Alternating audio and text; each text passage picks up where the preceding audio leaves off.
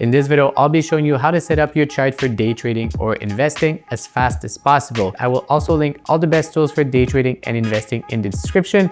So without further ado, let's get started. So the first thing we're going to do is click on this little arrow at the bottom, and then we're going to type in a name. We can put day trading. Now we have a blank layout, so we can add everything that we want, but we'll be starting with the charts. To select a chart, just go over here in new window. After, you can go into chart. Depending if you use TWS or you haven't, your charts are going to be looking pretty different from this one, but also there's going to be multiple settings that you do want to remove if you're going to use it for day trading or investing, because it's too much cluster on your chart. So what you can do to do this is go over here into this little wheel, click settings. Then we're going to jump into this section and make sure that everything is properly done. So these are my current settings. So I did remove the market clock, chart value label, because if you start putting everything and click apply, you're going to see that you have like this little thing. Then you have like more things on this side over here.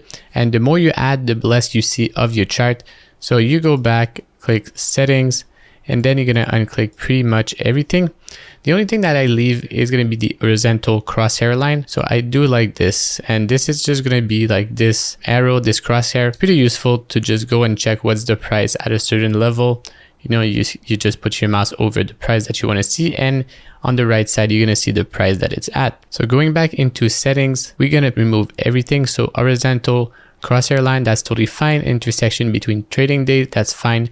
Prior close is pretty important. Bypass parameter window, margin area, crosshair, and then you're going to go to view and make sure that these are selected. So if they're not selected, even if you have selected something in the prior window, it just won't appear on your chart. So you want to make sure that it's selected over here.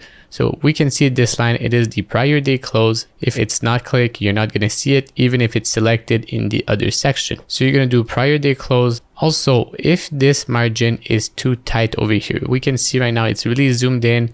It's hard to know if you're actually looking at the last trading bar. So what you can do is just go over here at the bottom and just zoom it out. So now you have some space over here and you really see what's going on. So going back into settings, what we're going to do here is just go a bit more at the bottom and make sure that if you want to change your font, it's going to be over here. And you also need to check this custom font, so you can select the one you want. I like to have it at 12 so I can see. Something that I do want to make sure is that I remove the toolbar in chart frame. So if you have it, you're going to see these buttons over here. I want to make sure that they're not there, and I'm definitely not going to be trading from this over here. So you click hidden, apply, it's going to be done. So for the rest of the section over here, this is how it's done. If you want to see your arrows on your chart, so when you trade, you want to see, you know, when you have an execution or you sent an order, these are going to be all over here. So show live order, show failed order, show canceled order. I personally never want to see my execution on my chart. It just makes me emotional. So I have nothing selected over here. So going into the next section, this is going to be important. Allow more than 500 bar. This is just when you zoom out, you're able to see as much time as possible. This is going to be more important if you're looking at like the 1 minute. You want to make sure that you see as many bar as possible. Otherwise, if it's not selected, sometimes it's just going to allow you to zoom back just a bit, instead of using the full chart and seeing every bar that you really need. And the next thing, show selected time. So this is just normal. Line grab sensitivity. So this is if you're putting a horizontal line or anything on your chart, how sensitive is it to grab it? Sometimes you rather have it at low. Otherwise, every time you move over, you click somewhere near, it just grabs it and then just moving all over the chart. And also something I like to have is show subchart security selection dialog. So the following thing over here is the up down arrow key action. So this is on your keyboard. So if we do OK, then we go over here. So if I put the up button on my keyboard, it's going to zoom, and then I can zoom out with the bottom one. So this is just an easy way to just zoom in, or you can just, you know, zoom out. So it's a good way to go around your chart, not having to really use your mouse that much. I have it selected. Otherwise, you can use it to, you know, move your active order. This could be dangerous because sometimes if you tap on your keyboard without really realizing it, you could change the order that you have. The following thing over here is just the body outline, and this is what we saw over here. So when I click like this, you can see that this is the outline is selected. on a specific bar. You can have it in a different way, but this is the setting that I have. So going back over here, this is how it's done.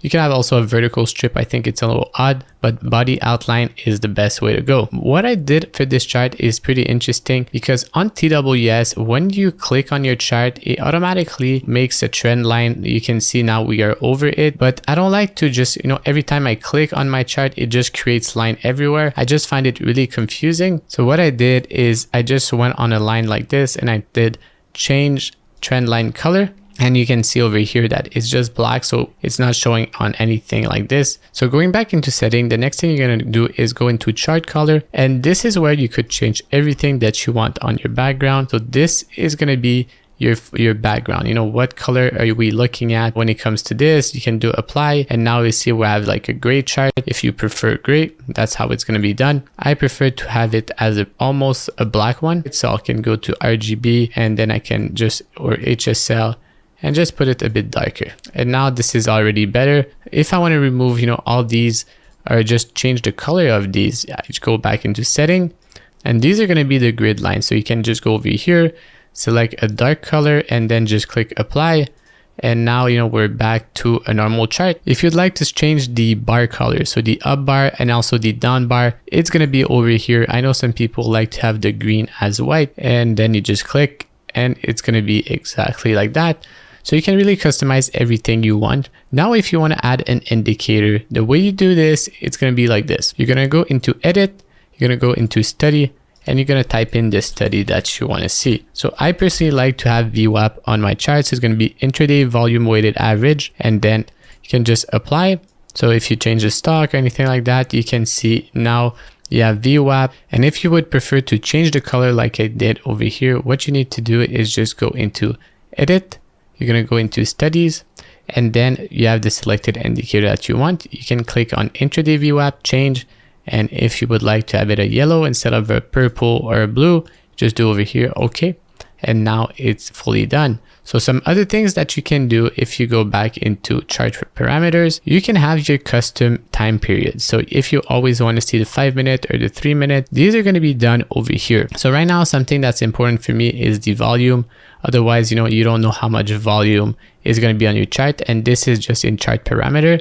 So prior close is selected, crosshair, bar detail zone. So some other things that are quite important when you have these settings dialed in.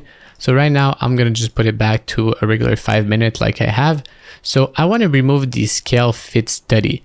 So why this could be an issue is if you're using a certain study that's lower than the price or higher, it's going to cut on your chart. So a good example of this would be Bollinger Band. And what you're going to do is you're going to click ignore study instead of having it as scale to fit study.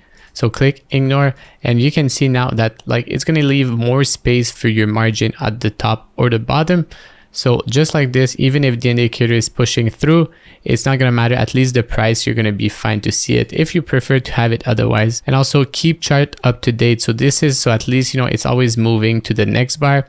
Show data outside of regular trading hours. If you don't have this, what's going to happen is, everything is going to be together and you're not going to have the pre or post market data. And this is where having extra bars between the two prices could mean something. So if you go back to settings, and then you're going to have over here, it was at 1 bar. If you put it to something like 9, you're going to be able to see that now it's going to show you some gap between the different type of day. So you're going to go back into settings, and then you're going to put it back to either a 1 or a 2. We're also going to be removing this indicator. So you're going to go back into study, and then we're going to remove the Bollinger Band because it feels a bit too much on this chart. If you're going to go back into chart parameters and also add the pre and post market data. So you're going to click show data outside of regular trading hours, and then we're going to click OK. And now your chart is going to be fully done. So this is how I personally use my charts. And every time you open a new one, normally it's going to save to the last chart that you have. It's just the indicator that you're going to need to add again, but overall all your settings are going to be done. So thanks for watching. As usual, all the best tools for day trading will be linked in the descriptions.